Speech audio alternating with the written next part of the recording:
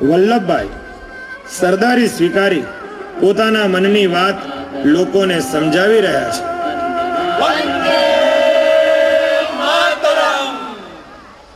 મારા વાલા ખેડૂત ભાઈઓ, આપણે સૌએ ભેગા મળી ખોટી મહેસૂલ પ્રથા સામે અહિંસક આંદોલન અને શાંત સત્યાગ્રહ કરવાનો છે। મહેસૂલને લગતી બ્રિટિશ સરકારની રાજનીતિના કોઈ ધારાધોરણ નથી। મહેસૂલનો નવો કાયદો સાવ ખોટો છે।